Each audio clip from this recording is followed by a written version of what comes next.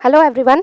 तो जैसे कि आपको दिख ही रहा होगा कि आज के वीडियो में हम व्हीट स्टोन सेतु यानी व्हीट स्टोन ब्रिज के बारे में डिस्कस करने वाले हैं। इसी से इंटरलिंक्ड है मीटर सेतु, जो कि हम नेक्स्ट वीडियो में डिस्कस करेंगे। और ये दोनों काफ़ी ज़्यादा इंपॉर्टेंट है और बहुत बार जो है क्वेश्चन पेपर में पूछा गया है, पास्ट ईयर क्वेश्चन पेपर में, तो ये काफ़ी ज़्यादा इंपॉर्टेंट है।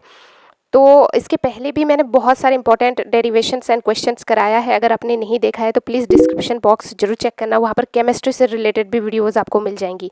तो ज़्यादा वक्त हम इसमें वेस्ट नहीं करेंगे, डायरेक्टली हम क्या करते हैं, व्हीट स्टोन सेतु पढ़ना स्टार्ट करते हैं। तो मैं आपको थोड़ा सा इंट्रोडक्शन दे देती हूँ। व्हीट स्टोन ना एक वैज्ञानिक थे जो 1842 में एक ब्रिज का निर्माण किया था, और इससे ना एक बहुत ही मज़ेदार सा इक्वेशन निकल के आएगा, अभी यही देखने वाले हैं।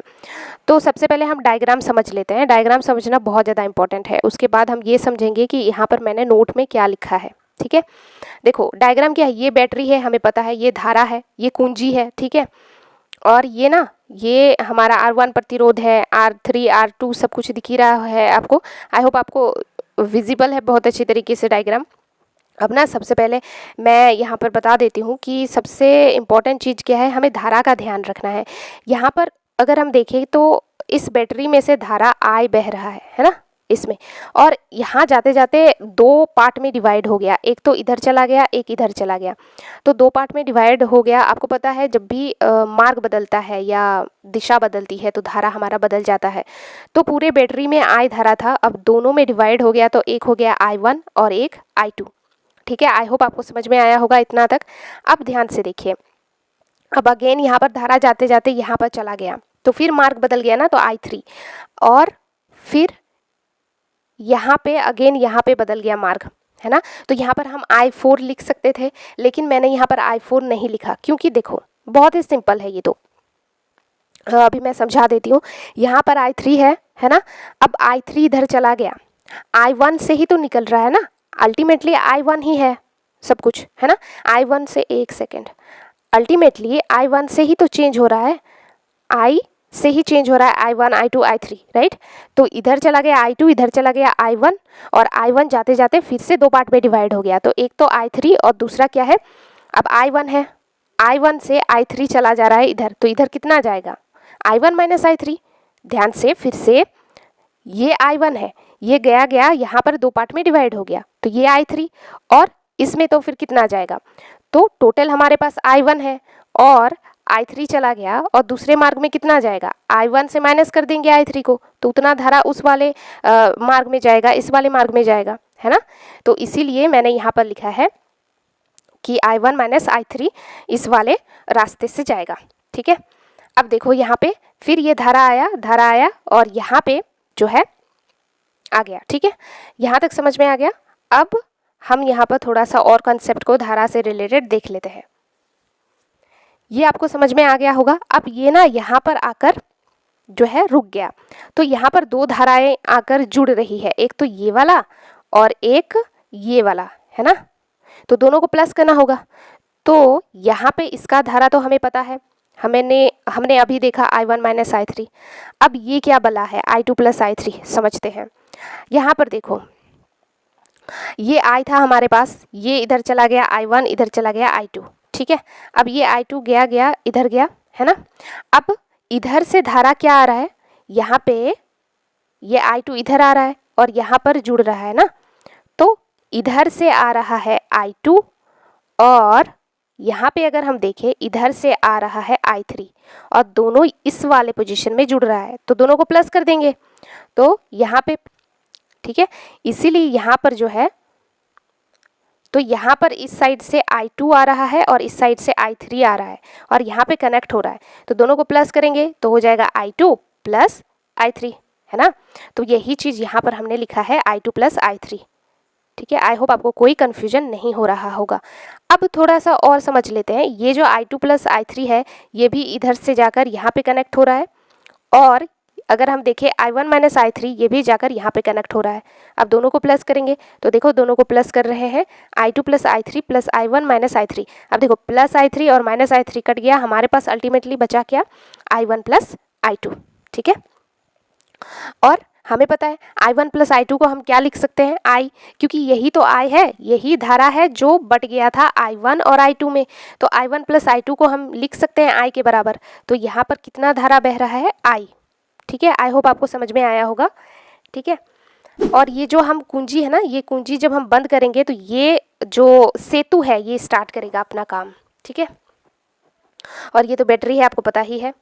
तो आई होप यहाँ तक आपको क्लियर है।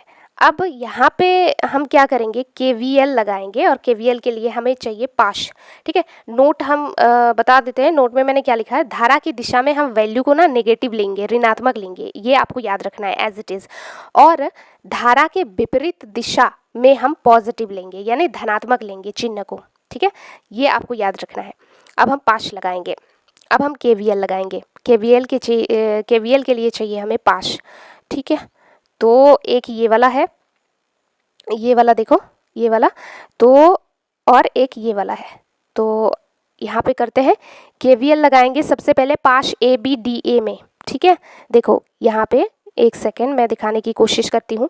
ये वाला पाश ना, तो AB यहाँ से घूम रहा है, तो ABDA। ठीक है, ये वाला पाश में लगाएंगे KVL।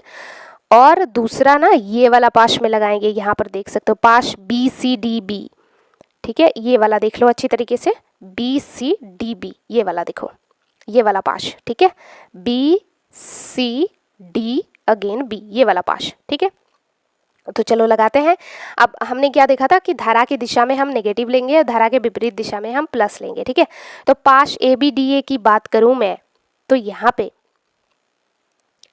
Minus of I1 R1, ये हमने कैसे लिखा, minus of I1 R1, minus क्यों लिया हमने, हमें धारा और प्रतिरोध का गुणनफल चाहिए।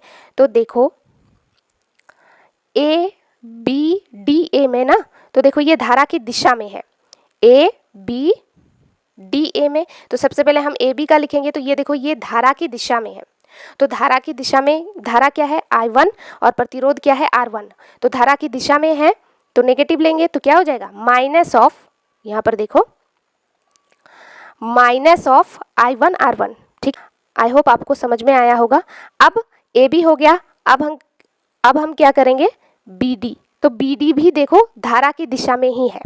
ठीक है, और इसका प्रतिरोध क्या है I3 है, और सॉरी करंट क्या है I3 है, और प्रतिरोध है R5। देख लो, करंट है हमारे पास I3 और प्रतिरोध है R5, और ये धारा की दिशा में है, तो इसको भी हम नेगेटिव ही लेंगे, इसको भी हम नेगेटिव ही लेंगे, माइनस ऑफ I3 R5। ठीक है, अब दूसरा हम करते हैं, हो गया AB, हो गया BD, अब करेंगे DA। देखो DA, और DA अगर ध्यान से देखो ना, देख लो DA में ना धारा की विपरीत दिशा में है। यहाँ पे तुम देख सकते हो ये धारा इधर को आ रहा है और हम इधर को जाना चाहते हैं, तो धारा के विपरीत दिशा में।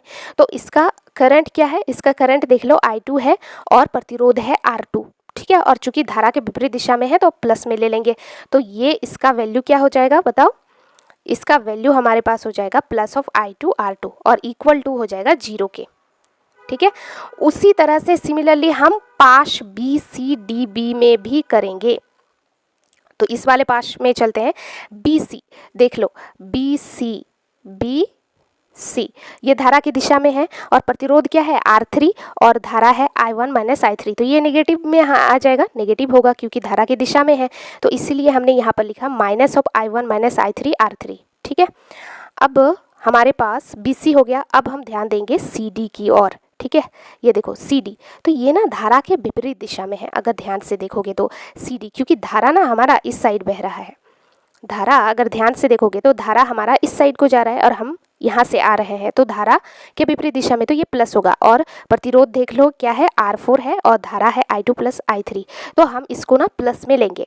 देखो यहाँ पर मैंने प्लस में लिया है इसको, कैसे लिया है प्लस में, I2 प्लस I3 R4, और ये देखो प्लस में लिया है। ठीक है, और ये भी प्लस में होगा I3 R5 क्योंकि ये भी धारा के विपरीत दिशा में है। DA देख लो, DB देख लो, एक सेकंड मैं यहाँ पर दिखाई देती हूँ ताकि आपको कोई कन्फ्यूजन ना हो। यहाँ पर देख लो ये DB। ठीक है, तो इधर धारा तो इधर आ रहा है और हम जा रहे हैं इधर, है ना, और प्रतिरोध क्या है R5 और I3।